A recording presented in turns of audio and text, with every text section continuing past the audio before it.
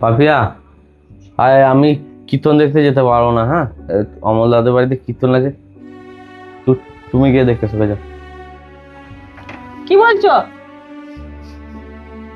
মদ খেয়ে আসছো? তাহলে আর কীর্তন দেখতে যাবে কি করে?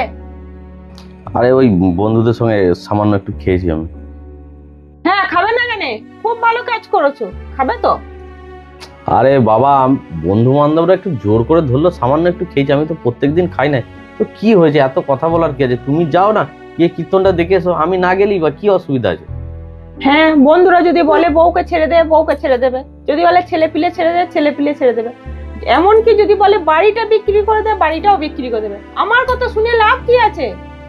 আরে বাবা, এত কথার কি আছে বলো দেখিনি। হ্যাঁ, কি এমন অপরাধ করেছি তুমি এমন কথা বলছো আমাকে? হ্যাঁ, অপরাধ তো তুমি করনি, অপরাধ আমি করেছি। আমি তো আমার ভালো চাই। তোমার যে দুটো ছোট ছোট ছেলে আছে তাদের কথা ভেবেছো? আমাদের মতো এই মধ্যবিত্ত পরিবারে যদি কোনো রোগ বালাই হয় তখন কি হবে? ছেলে দুটো কোথায় যাবে ভেবেছো? হ্যাঁ হ্যাঁ, তুমি তোমার বন্ধুদের কথা বলছো?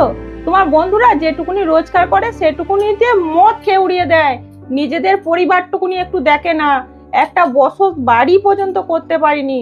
আর ছেলে পেলেদের নিয়ে একটা ভালো স্কুলে পড়ানোর পর্যন্ত ক্ষমতা নেই। আর ওই সব বন্ধুদের কথা তুমি আমাকে শোনাচ্ছ? আরে বাবা, তুমি যাও না, অনেক হয়েছে, যাও, আর বকো না তো। আমি আমার ভালোর জন্য বলিনি, আমি তোমার ভালোর জন্য বলছি। তুমি এমন জিনিস খেয়েছো যে একটা ধর্মস্থানে তুমি যেতে পারছো না। তোমার মনে আছে আমরা আজকে একসঙ্গে দুজনে কীর্তন শুনতে যাব বলেছিলাম? আচ্ছা ঠিক আছে, ঠিক আছে, হয়েছে, অনেক হয়েছে, ছাড়ো। তুমি এবার যাও।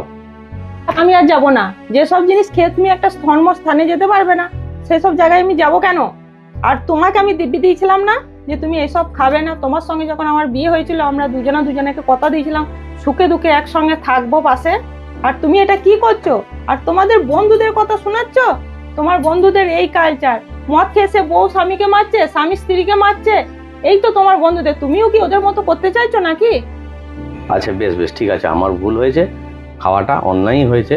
তুমি যে কথাটা বলেছো ঠিকই বলেছো, আমি বুঝতে পেরেছি। আমি আর খাবো না গো। তুমি রেডি হও, রেডি হয়ে যাও, ঠিক আছে? আজকের মতো তুমি ছেড়ে দাও আমাকে। হ্যাঁ, আমি তোমাকে এটা মনে করিয়ে দিলাম। তুমি ভালো কিছু খাও। এইসব জিনিস তুমি খাবে কেন? যেসব জিনিস খেলে সংসারে অশান্তি নেমে আসবে।